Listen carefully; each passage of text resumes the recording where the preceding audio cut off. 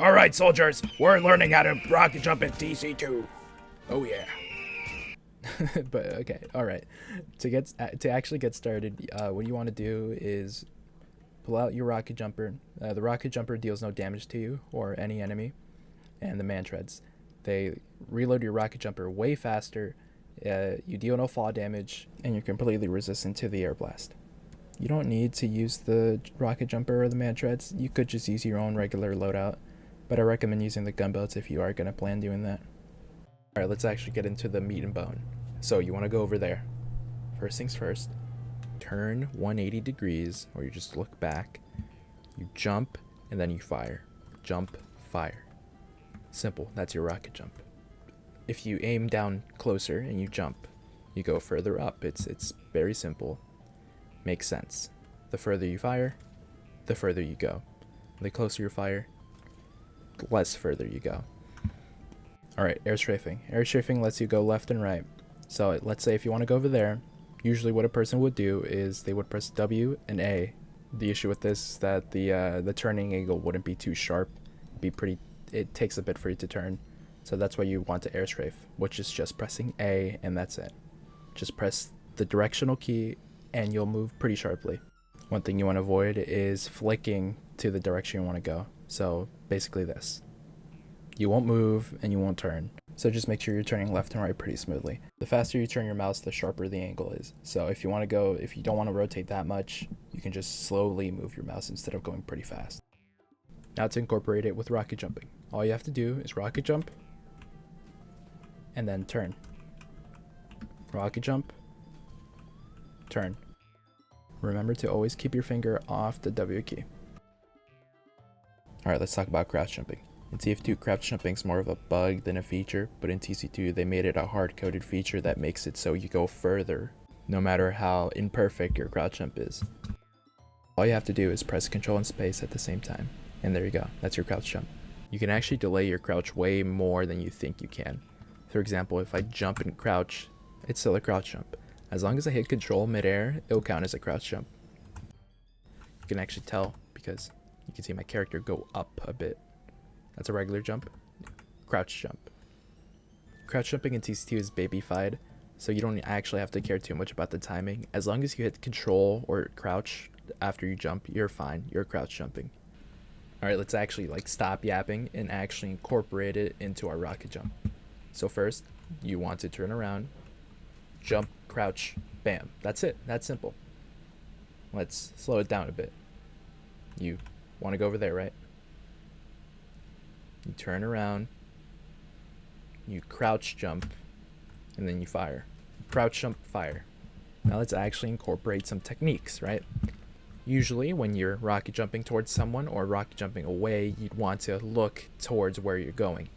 So usually what I do, what every rocket jumper does, is they turn around, they fire, and then they realign their camera.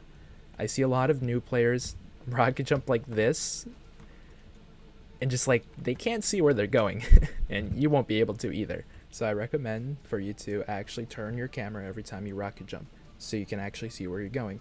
A quick flick, it's pretty simple. You'll get used to it after you do it for a while. Alright, now the most common rocket jumping technique. I'll do this without crouch jumping.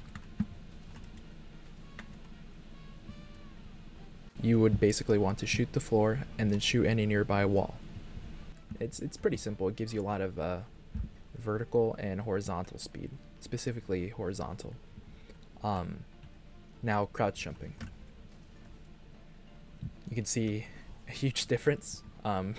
You go way higher and you go way further too. Now pogoing.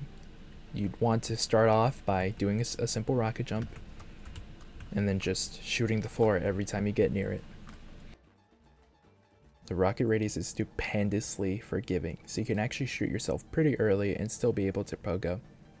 So don't worry too much about the timing, just make sure you shoot yourself before you land. Sometimes you go way too fast, so you'd have to shoot ahead of yourself instead of behind you. This is because the rocket is actually way slower than you when you're going this fast, so you'd have to give it a head start. Keep in mind that rocket jumping is like riding a bike. When you let go of the handlebars, they'll go where they want to go, not where you want to go. This just means you'll have to keep your hands constantly on the handlebars, meaning if you deviate, you'll be able to adjust that quickly and efficiently. As you can see here, I'm just going left and right, constantly doing micro adjustments to keep myself at the path I want to go. Like for example, if I'm going too far to the right, I'll press the left key. If I'm going too far to the left, I'll press the right key. And I'll just be doing these adjustments constantly. Rollouts. When you do a rollout, you'd want to always find a wall. Either you're left-handed or right-handed. Always go for the left or right one, and just do that, and you get a lot of speed out of that. And what I like doing when I rocket jump is putting some B hops in there. It helps you keep your speed, your momentum, extends it a lot. I'm lagging a lot for some weird reason, but you get the point.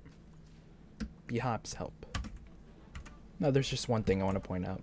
Rollouts don't matter. There's no optimal rollout. There might be, but this is TC2. Don't take this game too seriously. Just try to pogo and get as much speed as you can. That's all that matters. There is no pro rollout method. It's just intuition. And if there was a pro method, the method wouldn't be that different from doing it normally. Just to let you know, B hops only work once. Once you try to do another one, it just does not work.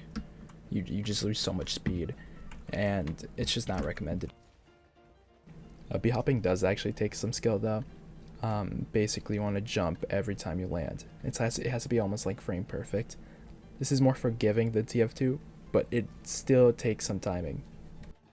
B hopping can actually extend your market garden range by a lot. Unlike TF2, you don't keep your crit, but what it does is actually make it so you retain a lot of speed, and it allows you to hit people way further from where you landed. It actually does come in clutch because it extends your range by a lot. I think like 10 to 15 studs. It helps. It really does. For example, you can get people from under tunnels or under a window or a door. There is this one thing that you actually got to take account of.